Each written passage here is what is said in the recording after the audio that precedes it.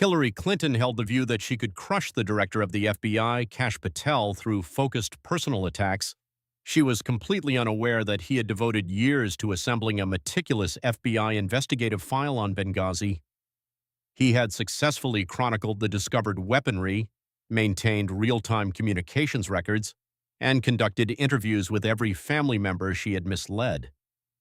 What transpired in the following moments rendered her speechless, incapable of presenting a defense, and utterly unable to circumvent the Bureau's comprehensive evidence. This specific point was a culmination and a reckoning 12 years in the making. The structure of the Senate Judiciary Committee hearing room was meant to accommodate 150 individuals in comfort, yet on this particular Thursday morning in late September, over 200 people were compressed into every available inch of space. The climate control system labored intensely against the massive concentration of human heat, while the aroma of coffee mingled with the nervous sweat and the scent of warm electronic equipment. At the primary witness desk, Hillary Clinton was positioned surrounded by her supporting team, which included 2 attorneys, her chief of staff, a communications director, and a policy advisor. Equipped with open laptops, systematically stacked briefing folders, and precisely placed water glasses, they epitomized the entire architecture of power and meticulous preparation. Fully 20 feet from her at the direct opposing table, FBI Director Kash Patel was seated entirely alone in a navy blue suit, wearing a crisp white shirt and a distinct American flag lapel pin. He possessed no computer or assisting staff, having only one single item placed directly in front of him, a manila folder perhaps 3 inches in thickness, which rested on the polished wooden surface. From the third row of the gallery, Charles Woods was already seated with his hands tightly clutching the seat ahead of him. At 73 years old now and wearing his deceased son's SEAL Team Trident pin attached to his jacket, his weathered face clearly showed the lines of a man who had spent 12 long years pursuing answers that did not exist. Beside him sat Patricia Smith, Sean Smith's mother, with her hands calmly folded in her lap, displaying a powerful expression that combined grief and determination that had never fully disappeared. The entire room was humming with tense anticipation as news cameras stood positioned on high tripods and reporters poised their fingers over keyboards, yet absolutely no one in that chamber truly understood exactly what they were about to observe. Precisely at 9 o'clock, Chairman Durbin called the entire hearing to immediate order with one sharp crack of his gavel on wood that instantly silenced all the murmuring voices.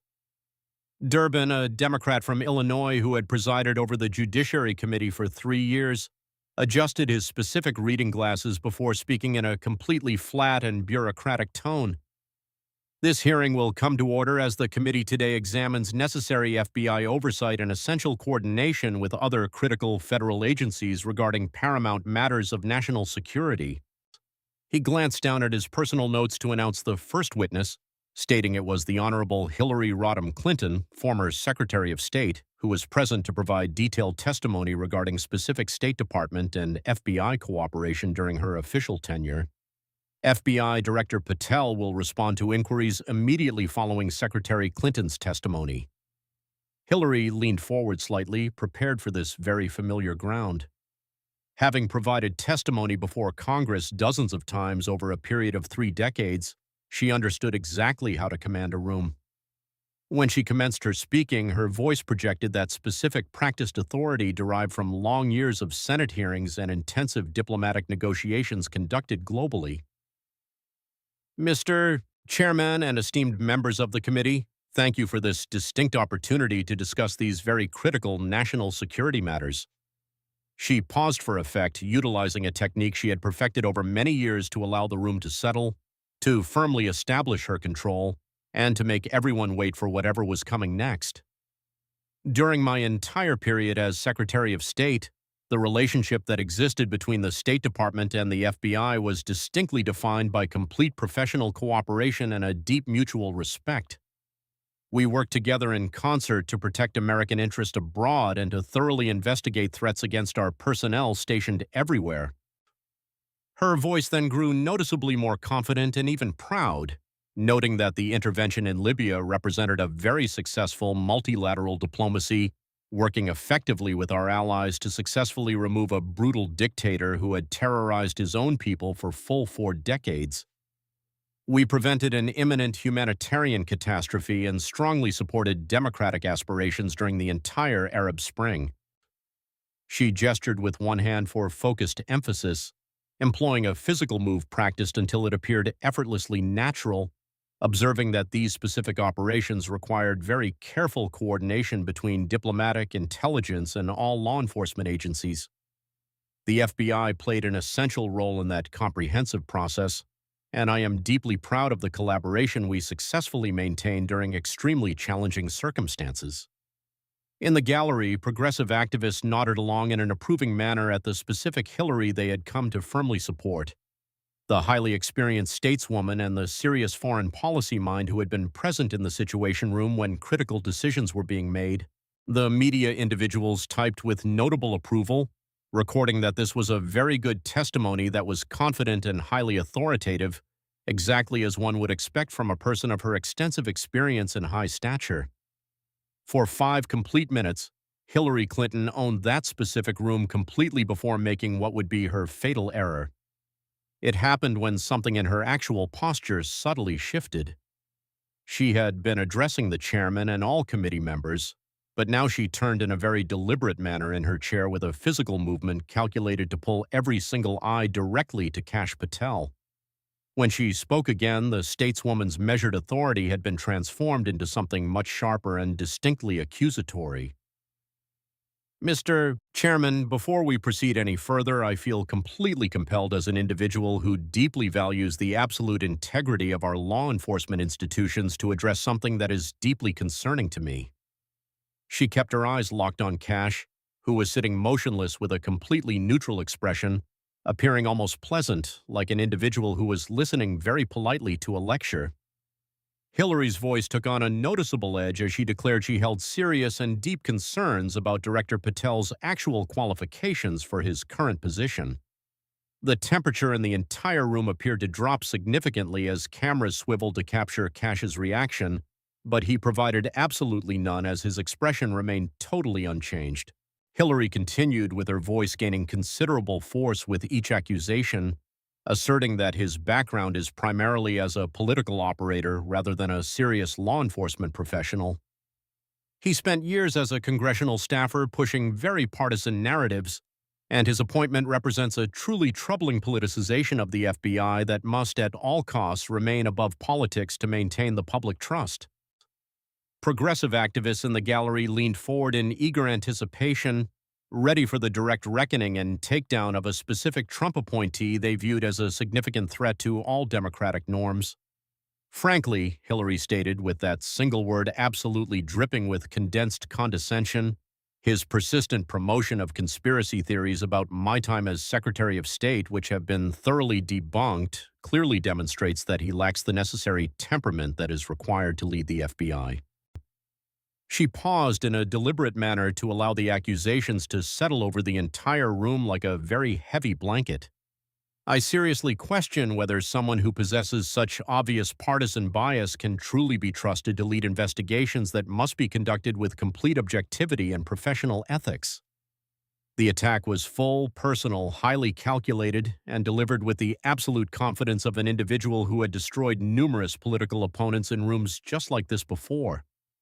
Hillary sat back in her chair with a very small smile playing at the corners of her mouth, waiting for the defensive response she fully expected, the typical stammering attempts at justification and significant damage to his overall credibility that would completely dominate the news cycle. It did not come. For 3 full seconds, Kash Patel said absolutely nothing while sitting perfectly still with his hands folded calmly on the polished table in front of him. The silence stretched as cameras zoomed in on his face, hungry for any tiny crack in his overall composure, such as anger or a defensive posture. 3 seconds does not sound like a lot, but in a very tense hearing room with hundreds of people watching and millions more on television, 3 seconds of absolute stillness felt like an entire eternity. When he finally spoke, his voice was calm and purely professional, like an individual who had presented critical evidence in federal courtrooms for many years and understood that emotion lost cases while actual facts won them. "Madame Secretary," he said with the official title sounding respectful but without a trace of sarcasm, I appreciate your stated concerns about my qualifications. He paused, not because he was searching for words, but because he understood the power of letting a moment breathe to force people to lean in to hear what was coming next. Perhaps we can address those stated concerns by reviewing the FBI evidence that I brought today regarding your entire conduct as Secretary of State. His hands moved to the manila folder, not in a rushed or dramatic way, but with the simple and deliberate movement of someone reaching for a specific document. Every person in that room watched those hands as if they were reaching directly for a weapon. The folder opened with the very soft sound of pages rustling in the tense silence, and even that very small noise appeared amplified as it echoed throughout the entire chamber. The label on the first tab was visible to the cameras that were positioned directly above the witness tables, showing bold black letters on a white background with an official FBI seal. FBI investigation, Benghazi attack, September 11, 2012, declassified. Hillary's confident smile did not disappear, as she had far too much practice and long years of discipline for that, but something behind her eyes changed into a distinct flicker of recognition and the first shadow of concern. Her chief of staff leaned forward with urgency, whispering something, but Hillary gave the slightest and barely perceptible shake of her head. She was committed now and could not show any weakness or back down from the precise attack she had launched.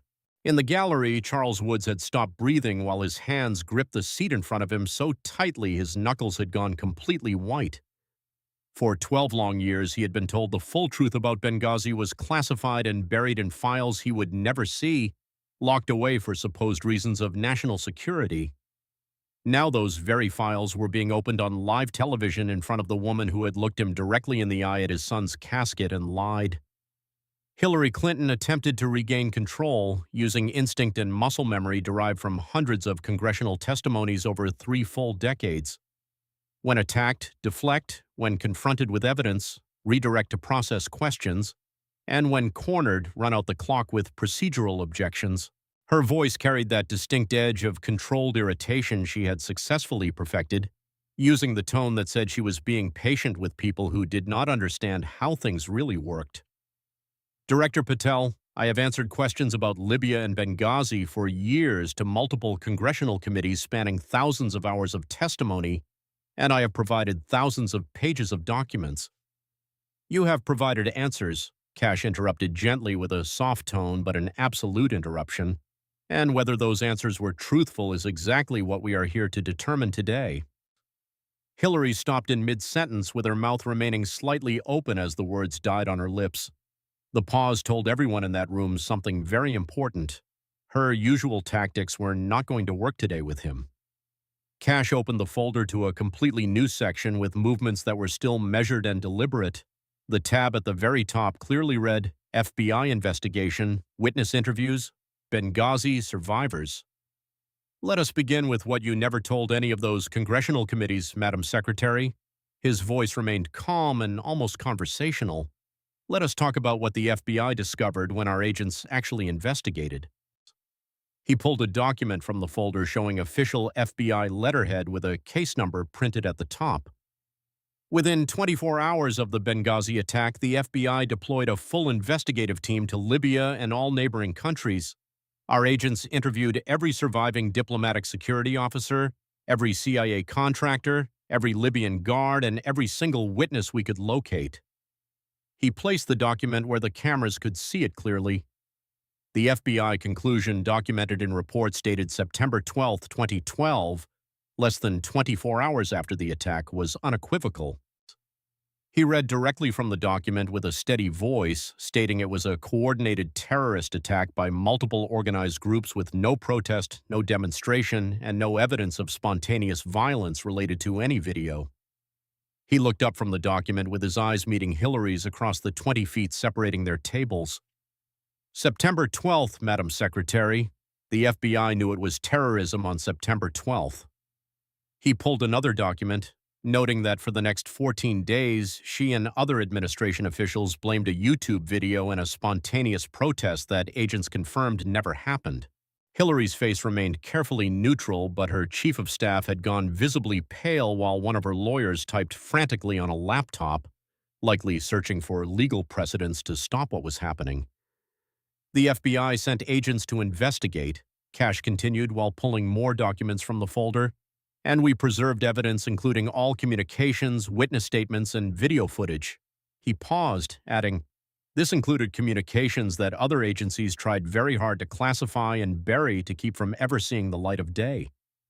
Senator Hawley, a Republican from Missouri, leaned forward with a focused expression, asking if Director Patel was saying, "The FBI has evidence that contradicts Secretary Clinton's previous testimony." "I am saying the FBI has evidence, Senator, and I will present it so the committee can make its own determinations about any contradictions." Kash opened to another tabbed section to discuss what FBI agents discovered about Ambassador Stevens's role in Benghazi. He pulled out a simple color-coded map designed to be understood even from the gallery, with 3 countries highlighted and arrows showing movement between them. Ambassador Chris Stevens was not in Benghazi primarily for diplomatic functions, as FBI investigators determined his actual mission involved coordinating weapons transfers. He traced the arrows with one finger from Libya through Turkey to Syrian rebel groups. He let that statement hang in the air for a moment. Thousands of weapons from Libyan stockpiles, which became available after the intervention Secretary Clinton described as successful, were being funneled to groups fighting in Syria. The FBI has documentation of these transfers, including shipping manifests, meeting records, and financial transactions. Senator Feinstein, a Democrat from California and Hillary ally, interrupted, asking the chairman if this was relevant. "It is directly relevant to why the attack occurred, Senator," Kash said calmly, "and to why the truth about that attack was suppressed." He pulled another document, stating that Ambassador Stevens's last scheduled meeting on September 11th was with the Turkish Consul General. FBI agents interviewed the Consul General extensively and found the meeting's purpose was to discuss the transfer of a shipment of weapons. He looked at Hillary, stating, "The Benghazi compound was not primarily a diplomatic facility, was it, Madam Secretary? The FBI investigation revealed it was a coordination point for weapons transfers that you authorized." Hillary's lawyer whispered urgently in her ear, and she shook her head slightly before beginning to say, "That is a gross mischaracterization." "Is it?" asked Kash as he pulled an email from the folder, identifying it as originating from her account to White House staff dated March 2012 with the subject line, "Weapons Syrian Opposition." He read from it, quoting, "Transfers proceeding on schedule with Stevens coordinating agency assets and Turkish cooperation confirmed," end quote. He placed the email on the table where cameras could zoom in on the header, date, and sender's address. FBI forensic analysis confirmed this email's authenticity. "Madam Secretary, you authorized a weapons program that Ambassador Stevens was running, and when that program led to an attack that killed 4 Americans, you lied about it." The room erupted in murmurs as Chairman Durbin gave for order, but the noise continued for several seconds.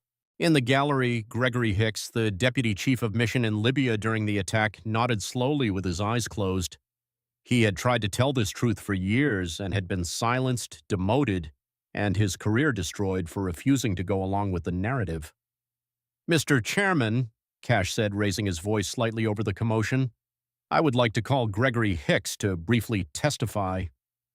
Hicks stood from his seat in the gallery and made his way to a witness microphone set up along the side wall. He looked older than his years, worn down by a decade of fighting to be heard. Kash's voice softened slightly as he asked Mr. Hicks if he was deputy chief of mission in Libya in September 2012. "Yes, sir," Hicks replied. "You were in Tripoli when the Benghazi attack occurred?" Kash asked. "Yes, sir, I was." "On the phone with Ambassador Stevens during the attack?" "Yes, sir, I was." "What did FBI agents interview you about in the weeks following the attack?" Kash inquired. Hicks took a breath and said they asked him what he knew about the weapons transfers, the ambassador's meetings with Turkish officials, and the security situation they had been reporting for months. "And what did State Department officials tell you about your interview with FBI agents?" Kash asked. Hicks's voice hardened slightly as he stated he was told to focus on the video narrative, and when he told them FBI agents had confirmed it was terrorism and not a protest, he was told that was not helpful. What happened when you refused to go along with that narrative? Kash asked. I was threatened and told my career would suffer if I continued contradicting the official line, Hicks replied. And it did suffer, as I was demoted, reassigned, and made an example of. Kash nodded, saying, until today, you have never been allowed to testify publicly without State Department officials present, have you? No, sir, Hicks replied. Thank you, Mr. Hicks. The FBI appreciates your cooperation with our investigation over these years. Hicks returned to his seat and Kash turned his attention back to Hillary. Her face had lost some of its color as she took a sip of water with a steady hand, but the glass trembled just slightly. The FBI concluded that Ambassador Stevens died because of a weapons program, Kash said quietly, which was a program you authorized that made the Benghazi compound a target. And when that program got Americans killed, you blamed a video. The C-SPAN viewer counter was climbing rapidly past 700,000 as social media was already exploding with clips and reactions. 40 minutes into the hearing, Kash Patel opened the folder to a section he had kept carefully hidden until this moment. The tab was thick with documents, and when he pulled the first page out, the heading was visible to every camera, indicating FBI evidence, real-time communications, September 11th and 12th, 2012. His voice remained steady, but something in the room's atmosphere had shifted. This was no longer about policy disagreements or strategic decisions. This was about what Hillary Clinton had known in the moments that mattered most and what she chose to do with that knowledge. Madam Secretary, let us discuss what you knew the night of the attack. Hillary's response came quickly in practice, stating she testified extensively about the fog of war and the confusion of that night. The FBI preserved your communications from that night, Kash interrupted gently, stating there was no fog and no confusion as she knew exactly what was happening. He pulled a document and began reading with a clear and measured voice. FBI forensic examination of State Department servers recovered an email you sent at 11:12 p.m. Eastern Time on September 11th to the recipient Chelsea Clinton, your daughter. He read directly from the printout, quoting, 2 of our officers were killed in Benghazi by an al-Qaeda-like group and we are working to get more information. End quote. The silence in the room was absolute. At 11:12 p.m., Madame Secretary, within 2 hours of the attack beginning, you told your daughter it was an al-Qaeda attack, not a protest or video, but terrorism. He pulled another document stating the FBI also obtained records of a phone call she made at 1 a.m. Eastern Time on September 12th to the Egyptian Prime Minister. He read from the transcript, quoting, we know the attack in Libya had nothing to do with the film, and it was a planned attack, not a protest, end quote. He looked up at Hillary, whose face had gone carefully blank, but her hands folded on the table in front of her had tensed. At 1 a.m., Madam Secretary, 5 hours after the attack, you told a foreign leader it had nothing to do with the film. In the gallery, Charles Woods had his hand over his mouth as his daughter wrapped an arm around his shoulders. He was hearing for the first time that Hillary Clinton had known immediately and definitively that his son had died in a terrorist attack, and she had lied about it anyway. Kash continued with his voice quiet but carrying throughout the silent chamber. To summarize, at 11 p.m. on September 11th, you told your daughter it was an al-Qaeda attack.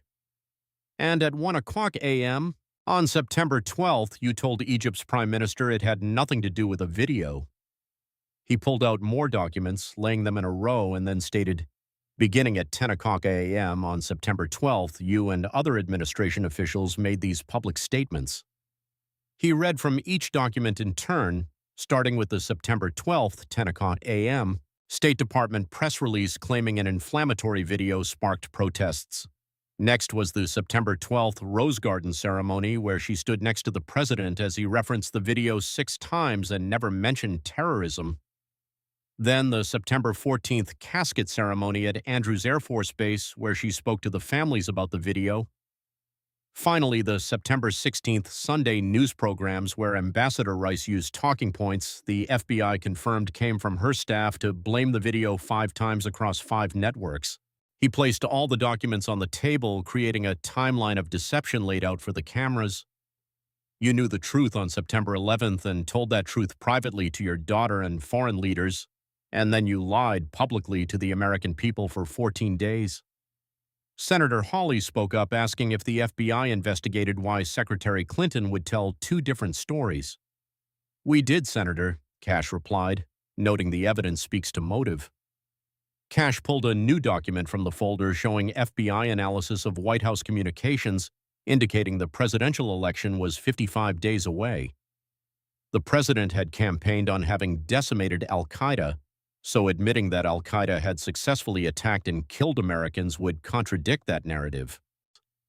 He pulled another document, adding that admitting the attack was related to the weapons program would expose covert operations and raise serious political questions about arming groups that later became terror organizations.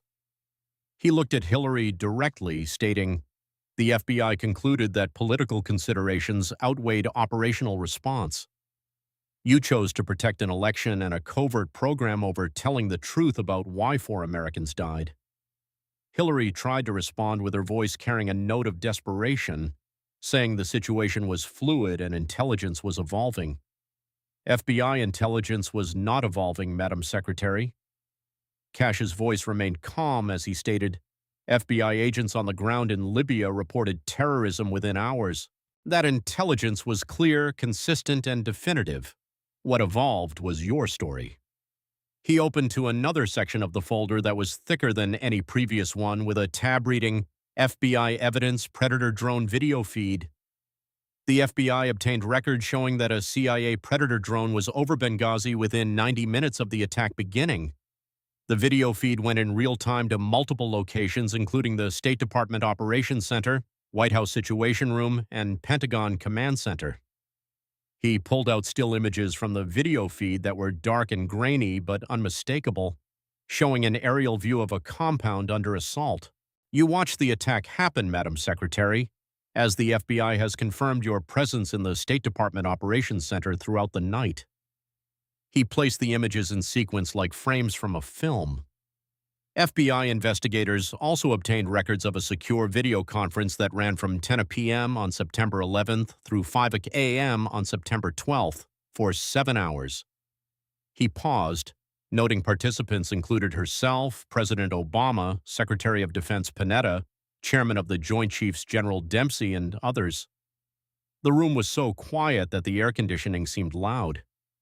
During that 7-hour video conference, according to records the FBI obtained, military assets requested permission to respond. Kash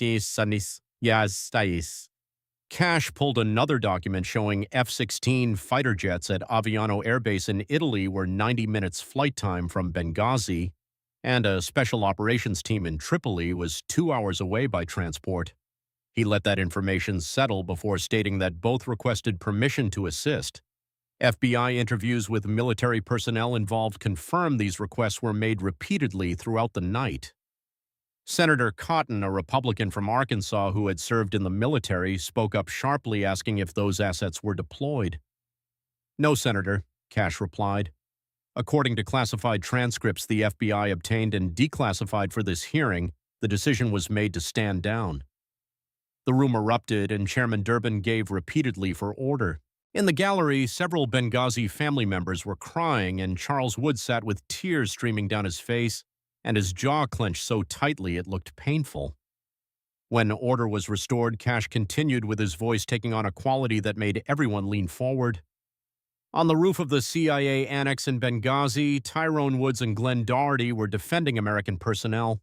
FBI investigators reconstructed the timeline from radio communications, survivor testimony, and forensic evidence."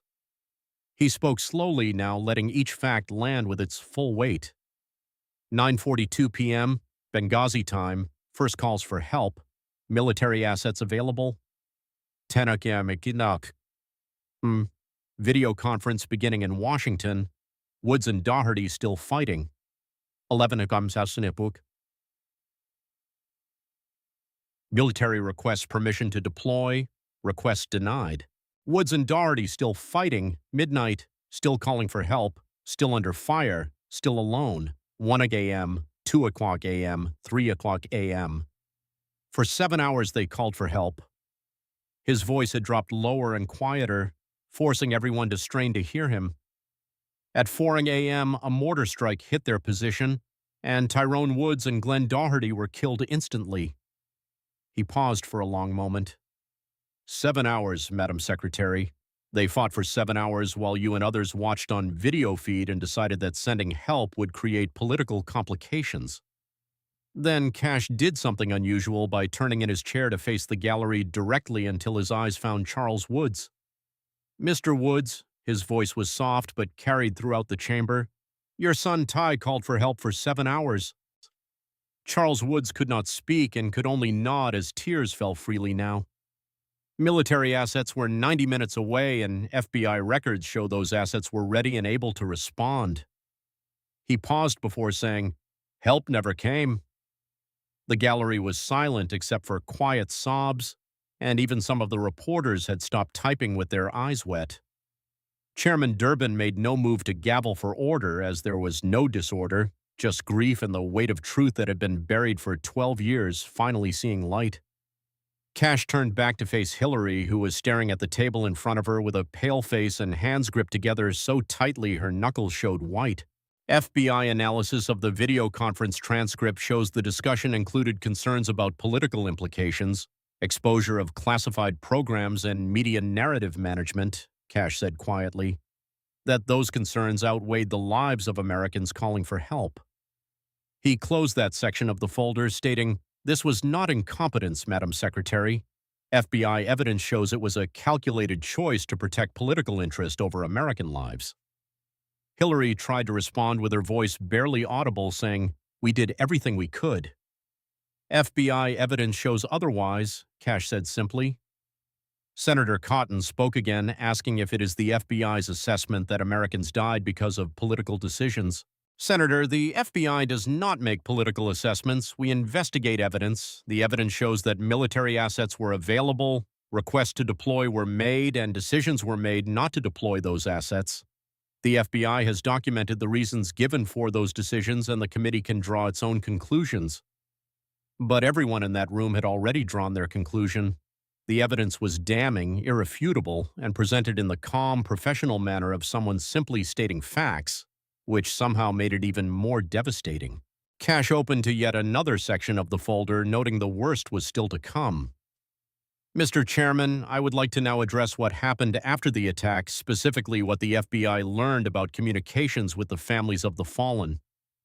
He pulled a new set of documents from the folder, stating the FBI conducted extensive interviews with all family members present at the casket ceremony on September 14, 2012 at Andrews Air Force Base.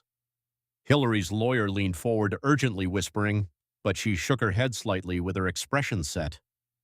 Kash continued listing the 4 Americans killed in the Benghazi attack: Tyrone Woods, Christopher Stevens, Glenn Doherty, and Sean Smith. On September 14th, their flag-draped caskets were returned to American soil. He pulled out photographs which were respectful images of the memorial service, official programs rather than the caskets themselves. FBI agents interviewed family members about what they were told at that ceremony, and the accounts were consistent, detailed, and documented. He picked up a specific document identifying it as an FBI interview transcript dated September 20th, 2012, with the subject being Charles Woods, father of Tyrone Woods. In the gallery, Charles Woods straightened slightly with his hand moving to grip his daughter's. Kash read from the transcript, noting Mr. Woods told FBI agents that he took notes immediately following his conversation with Secretary Clinton.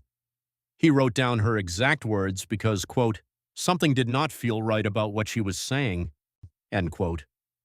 He looked at the document, noting that according to Mr. Woods's contemporaneous notes, Secretary Clinton told him, "We will make sure that the person who made that awful video is arrested and prosecuted." The words hung in the air like an accusation. FBI investigators asked Mr. Woods if he was certain about this statement, and he provided his original handwritten notes dated September 14th. The FBI's document analysis confirmed the notes were written on that date. Kash looked up at Hillary, stating, "You blamed a video maker, Madame Secretary, to a father standing next to his son's flag-draped casket, 3 days after you had told your own daughter it was an al-Qaeda attack." He pulled more documents showing FBI interviews with Patricia Smith, mother of Sean Smith, contained the same account. So do interviews with Glenn Doherty's family, The accounts are consistent across all families present. He placed all the interview transcripts on the table. Now, let us return to the timeline. September 11th, 11 p.m., you told Chelsea Clinton it was terrorism. September 12th, 1:00 a.m., you told Egypt's prime minister it had nothing to do with a video. September 14th, you told grieving families at a casket ceremony that a video maker was responsible. Senator Feinstein tried to help, suggesting that in the immediate aftermath, with grief and confusion, memories might be clouded. "Senator, these are not memories clouded by grief," Kash interrupted gently. "These are contemporaneous written notes taken immediately after the conversations that are documented, verified by FBI forensic analysis, and consistent with the pattern of deception the FBI has documented." He turned back to Hillary, stating, "The FBI also investigated the origins of the video narrative. We traced the talking points that Ambassador Rice used on Sunday news programs, and they came from your senior staff, did they not, Madam Secretary?" Hillary's voice was barely a whisper when she said that was an intelligence assessment. "No, it was not," Kash said as he pulled an email chain identifying it as internal State Department communication from September 13th that FBI servers preserved even after deletion attempts. He read from it, quoting, "Rice needs message discipline, emphasize video and spontaneous protest, avoid any mention of terrorism or organized groups," end quote. He looked at the email header, noting this email was sent from her chief of staff's account. "FBI forensic analysis shows it was reviewed and approved by multiple senior officials in your office." He placed the email where cameras could see it, stating, "You created the video lie, you approved it, and you delivered it to grieving families. And when those families repeated what you had told them, you allowed them to be called liars for 12 years. In the gallery, Patricia Smith stood up slowly, and Chairman Durbin did not stop her. Kash paused, yielding the floor to her. Patricia Smith's voice wavered but carried throughout the chamber as she introduced herself as Patricia Smith, whose son Sean died in Benghazi. She looked directly at Hillary Clinton, stating, "You told me at my son's casket that you would get the person who made the video. You looked me in the eye and held my hand." Her voice strengthened as she added, "And then for 12 years, when I repeated what you told me, I was called a liar. The media said I was grief-stricken and misremembering, while your own people suggested I was confused and making things up." Patricia's hands were shaking, but she did not stop saying, "I did not misremember, and I did not make it up. The FBI just proved that you lied to me at my son's casket, and then you tried to make me look crazy for telling the truth about your lie." She sat down slowly, and the room remained absolutely silent. Kash waited a respectful moment before continuing by thanking Mrs. Smith for her cooperation with the investigation over these years. "Your account was consistent, detailed, and truthful, and we appreciate your courage in maintaining that truth despite significant public pressure." Was he? He turned back to his document, stating the FBI also investigated what happened to Nakula Basili. Nakula, the man who made the anti-Islam video that was blamed for the attack. He pulled another file, noting FBI agents confirmed that Mr. Nakula's video had no connection to the Benghazi attack whatsoever. Terror groups that claimed responsibility never mentioned the video, and attackers at the scene never mentioned the video as it was irrelevant. He paused, adding, "But on September 15, 2012, Mr. Nakula was arrested on an unrelated parole violation and held without bail before spending 1 year in federal prison." Senator Hawley spoke up, asking if Director Patel was saying an innocent man was imprisoned to maintain the video narrative. "I am saying FBI evidence shows a man who had nothing to do with the attack was arrested and imprisoned while the administration was publicly blaming his video for that attack. The FBI cannot speak to motivations, only facts." But the implication was clear. A promise had been made to grieving families to get the video maker, and that promise had been kept by jailing a man whose only crime was making a video that offended people but had nothing to do with 4 Americans dying in Libya. Kash pulled 2 documents and placed them side by side on the table. "FBI evidence, Madam Secretary. On the left is your email to Chelsea Clinton dated September 11th, clearly stating the attack was conducted by an al-Qaeda-like group. On the right is the FBI interview transcript with Charles Woods dated September 20th, documenting that you told him on September 14th the attack was caused by a video maker. He let everyone in the room look at the documents and let the camera zoom in to let the evidence speak for itself. 3 days apart, same person, two completely different stories. One told in private to family, one told to the families of the fallen at a memorial service. His voice remained calm, but the question was devastating in its simplicity. Which was the lie, Madam Secretary? What you told your daughter or what you told Charles Woods while his son's body lay in a flag-draped casket 10 feet away? Hillary Clinton had no answer as her mouth opened, but nothing came out. Her lawyer whispered urgently and she shook her head slightly. The silence stretched for 10 full seconds, then 15, then 20. She had no answer because there was no answer that did not condemn her. Kash closed that section of the folder and opened one more final section. The tab was simple, containing just 3 words that formed the question everyone in that room who had followed Benghazi coverage knew was coming. It was the moment that would define this hearing and become the title of every news story, social media post, and conversation about this day. "Mr. Chairman," Kash said, "I would like to show a video clip."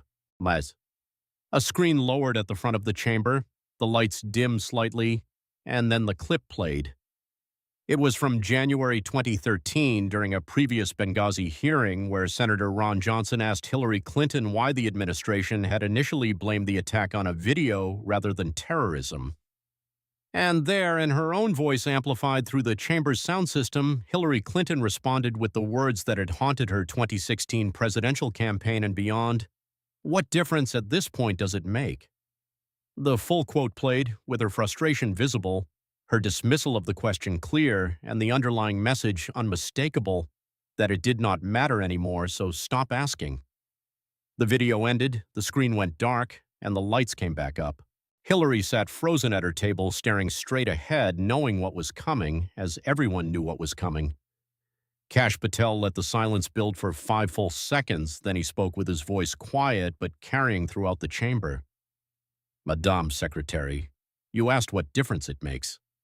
He paused before asking, "Shall I tell you what difference it makes?"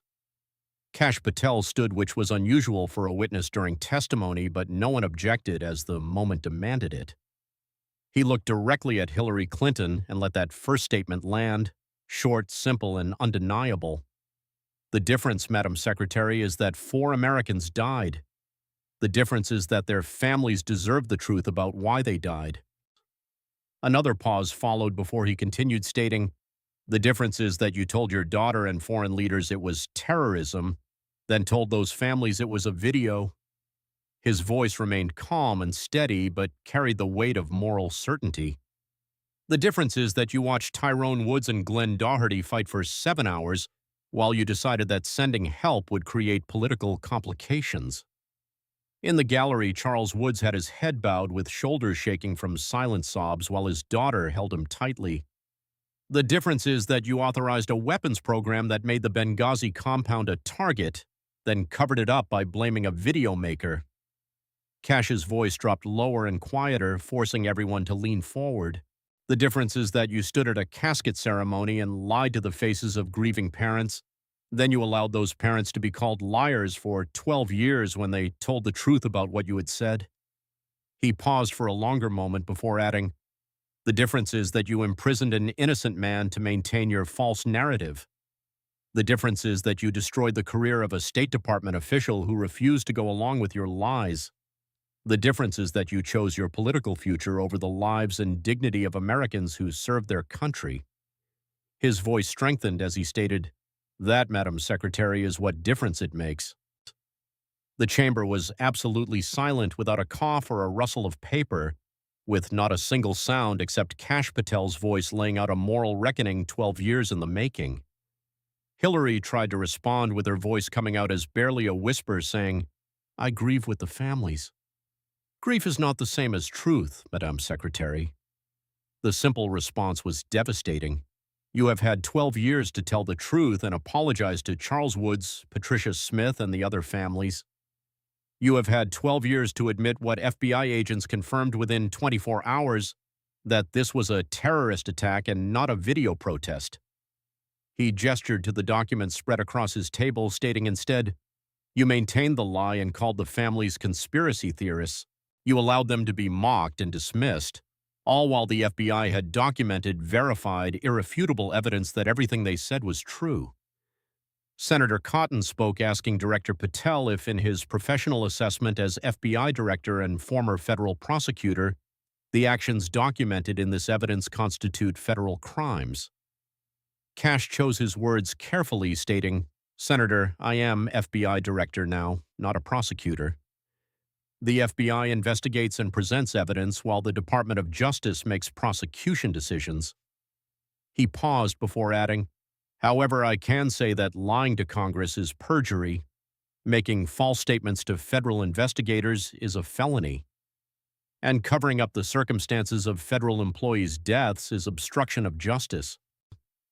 Coordinating a false narrative across multiple agencies is conspiracy." He looked directly at Senator Cotton, stating, "The FBI has referred our complete findings to the Department of Justice, and they will make appropriate determinations."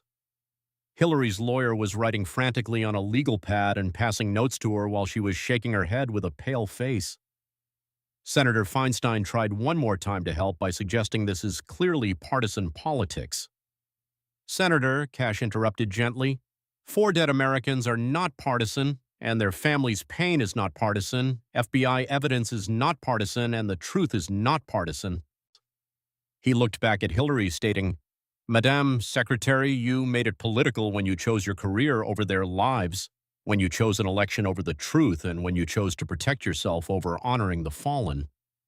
He began gathering the documents on his table and placing them carefully back in the folder. The FBI's job was to investigate what happened in Benghazi and why the truth about it was suppressed for 12 years. We have done that job, and the evidence is now public, so the families have answers and the American people have the truth.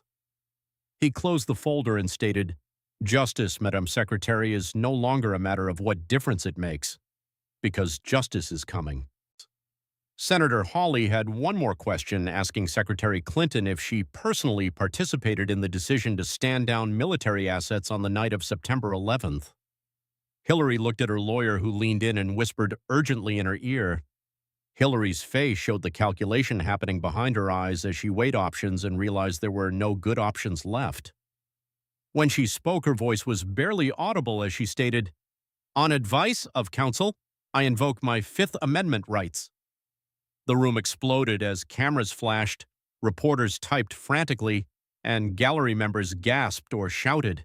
Chairman Durbin gavelled repeatedly for order, and it took almost a minute to restore quiet.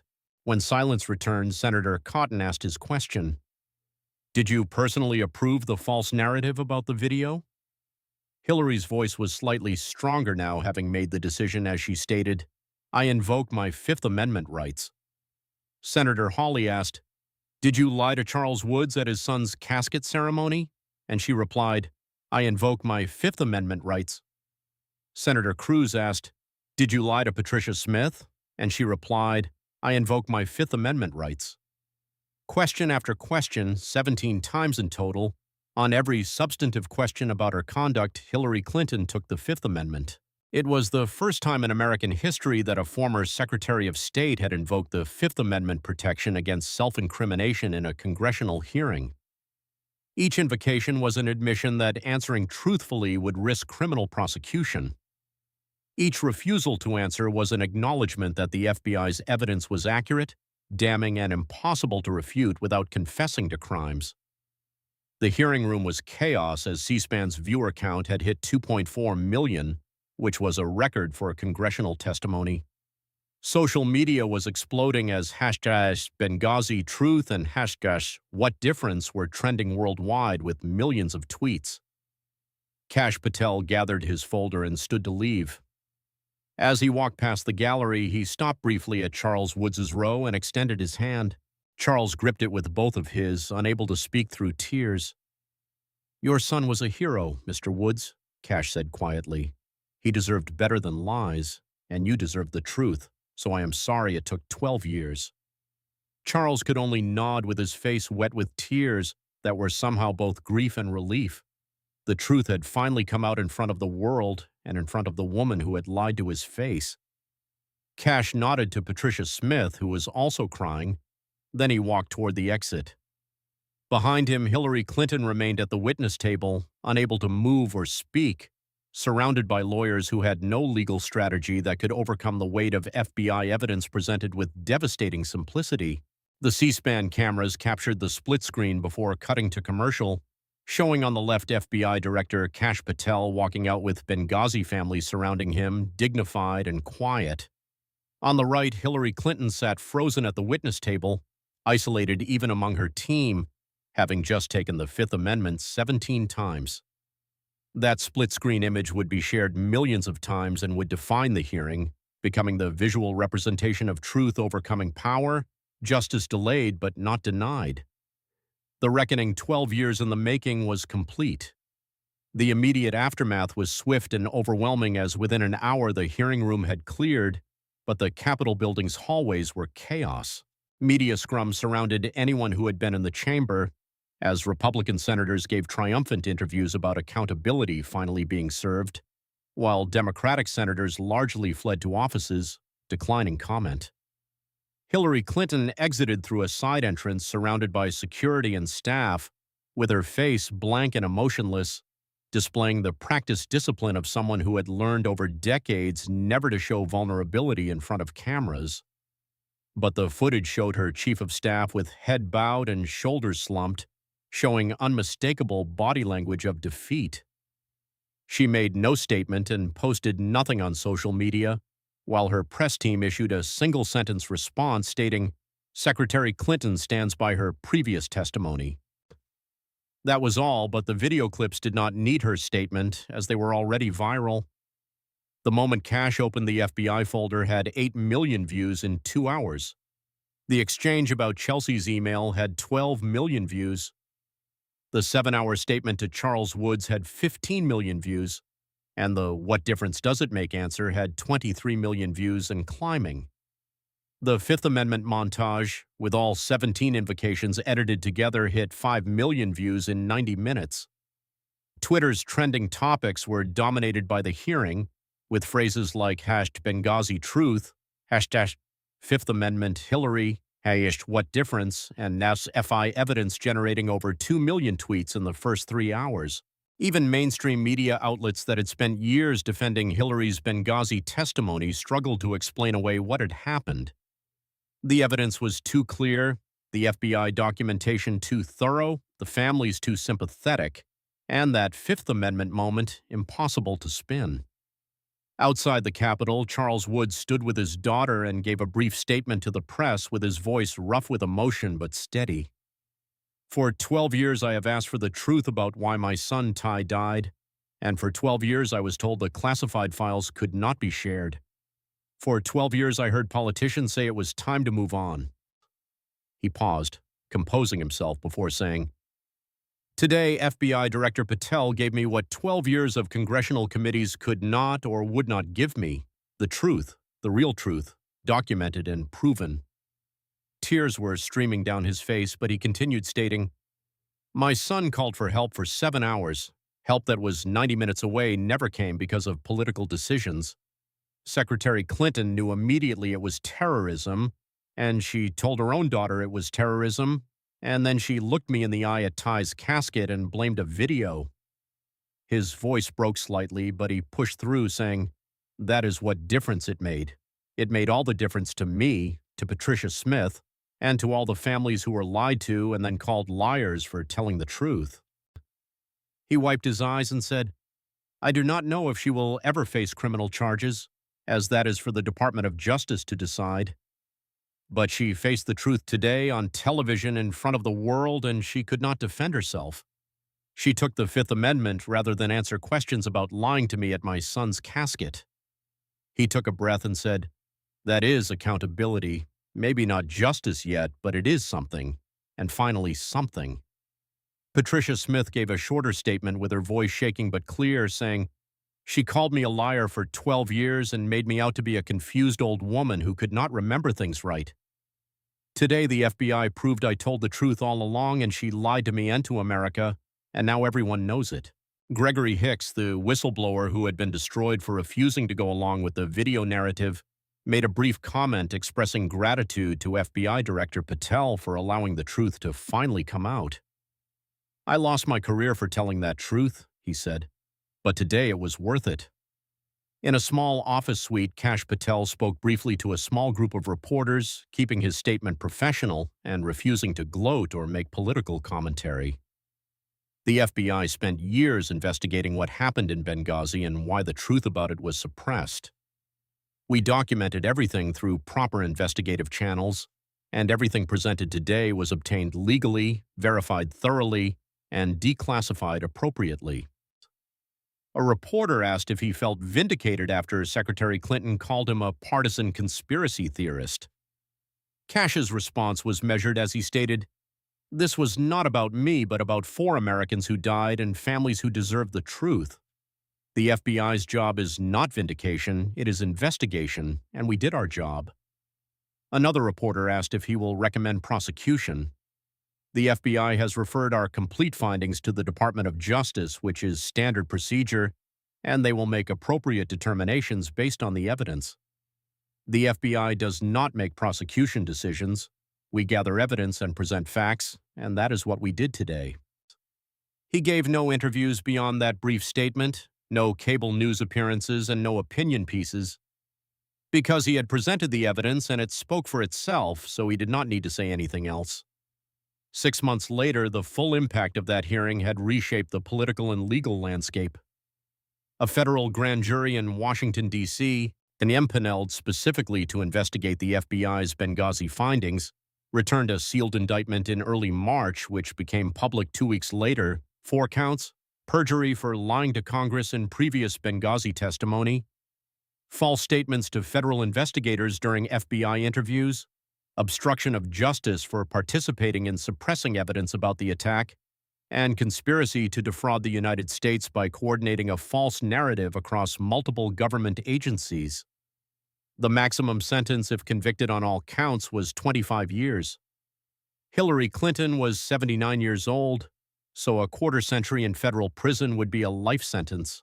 Her legal team immediately filed motions to dismiss, claiming selective prosecution, arguing statute of limitations, and challenging the FBI's evidence-gathering methods.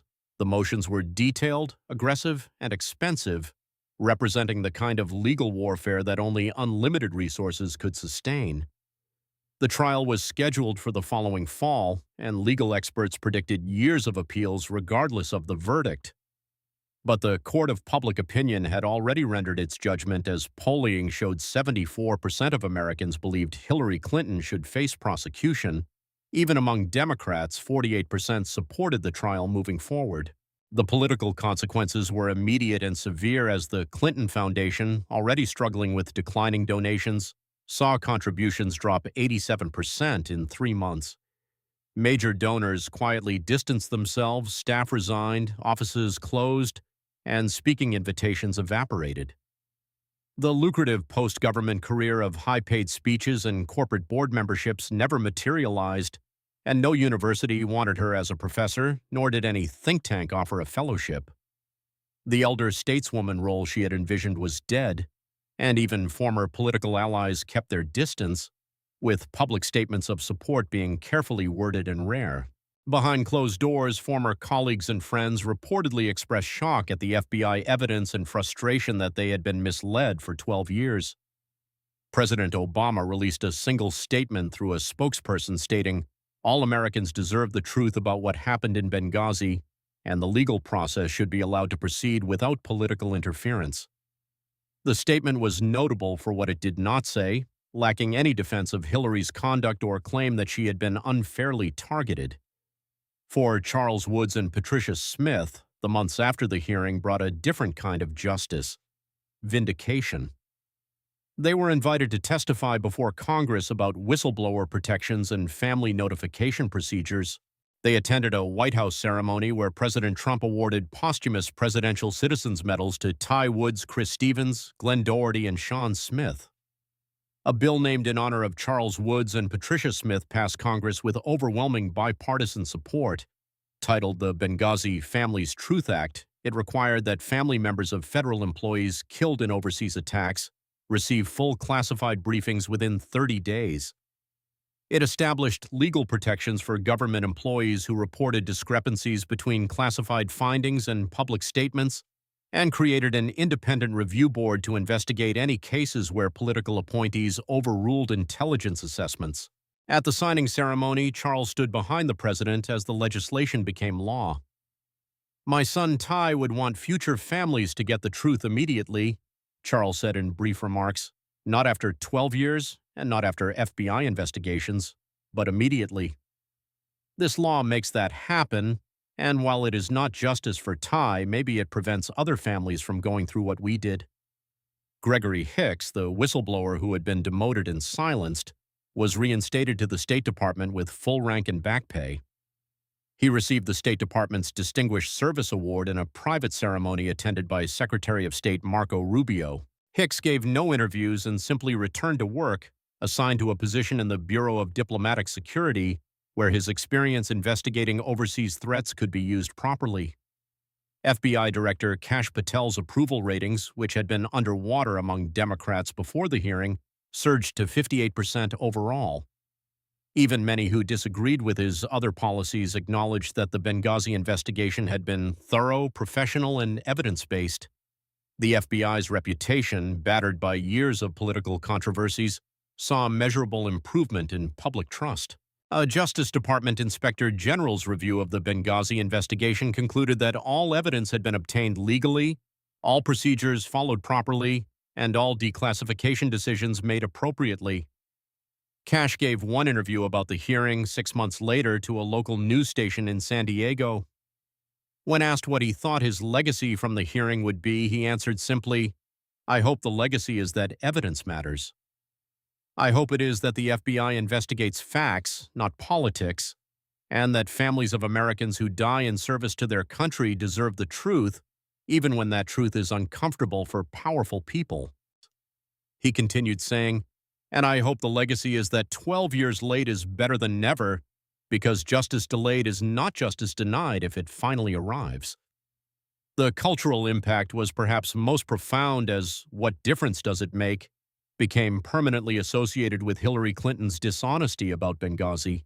The phrase entered political lexicon as shorthand for dismissing accountability, and to say someone was pulling a Hillary meant lying to families of victims.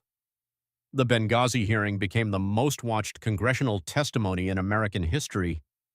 Over the course of 6 months, the full hearing video accumulated 94 million views across various platforms, while countless clips and compilations added hundreds of millions more. Schools assigned it in civics classes as an example of congressional oversight, while law schools analyzed the FBI's investigation methodology and Kash's presentation techniques. Communication professors studied how simple, methodical evidence presentation could be more devastating than dramatic rhetoric. It became a cultural touchstone, a moment when truth overcame power, when families' voices were finally heard, and when 12 years of lies collapsed under the weight of documented evidence. Hillary Clinton never spoke publicly about the hearing, as her lawyers issued carefully worded statements about presumption of innocence and the right to defend oneself in court, not in media. She made no public appearances and posted nothing on social media beyond occasional links to charitable causes. Friends who spoke anonymously to reporters described her as bitter, feeling betrayed by those who did not protect her, and convinced this is a political prosecution. She never apologized to Charles Woods or Patricia Smith, never acknowledged lying to them, and never expressed remorse for anything she had done or failed to do on September 11, 2012. The silence spoke volumes. On a warm morning in September, marking the 13th anniversary of the Benghazi attack, approximately 200 people gathered at Arlington National Cemetery for a memorial service. The ceremony was private and organized by the families, but FBI Director Kash Patel had been quietly invited and stood in the back, apart from the main group, not seeking attention. 4 wreaths were laid at the memorial wall where the names of Tyrone Woods, Christopher Stevens, Glenn Doherty, and Sean Smith were engraved. Charles Woods placed his wreath with shaking hands while his daughter supported his elbow, and Patricia Smith placed hers and stood for a long moment with one hand pressed against her son's name. After the formal ceremony ended, as the crowd dispersed slowly, Charles Woods noticed Cash standing at a distance and walked over with his daughter accompanying him. "Director Patel," Charles said, extending his hand, and Cash shook it, saying, "Mr. Woods and Mrs. Woods." There was a moment of silence, then Charles said quietly, "You did not have to come." "Yes, sir, I did," Cash replied. Charles nodded slowly, saying, "You gave us something no one else would or could. The truth, all of it. On the record, in public. Your son deserved that, and you deserve that," Cash said. Charles's eyes were wet as he asked, "Do you think she will ever apologize or ever admit what she did?" Cash considered the question carefully before answering, "I do not know, Mr. Woods. I hope so. But whether she does or not, the truth is on the record now and the FBI's evidence is public. Future generations will know what really happened. They will know you told the truth and were called a liar for it, and they will know why." Patricia Smith had joined them and spoke softly, saying, "My son Sean died doing his job, serving his country, and he deserved better than being turned into a political talking point, than having his death lied about." "Yes, ma'am, he did," Cash agreed. "But at least now people know the truth, and that matters. It does not bring him back, but it matters." They stood together for a moment, looking at the memorial wall showing 4 names among thousands, representing 4 lives among the many Americans who had given everything in service to their country. "The FBI has got other cases," Cash said after a moment, "other families who need answers, and other truth that needs to come out." Charles nodded, saying, "Then you better get back to work, Director." Cash smiled slightly and said, "Yes, sir." He shook hands with both of them one more time, then walked toward his security detail waiting discreetly at a distance. He did not look back at the memorial, having done what he came to do, shown respect, honored the fallen, and acknowledged that the work mattered. But there was always more work, always another case, and always more truth to find, because that is what the FBI did: investigate, document, present evidence, and let the truth speak for itself. It had worked in Benghazi, and it would work again. Justice might be delayed, but with evidence, perseverance, and commitment to facts over politics, justice could still arrive. 12 years late, but no longer denied.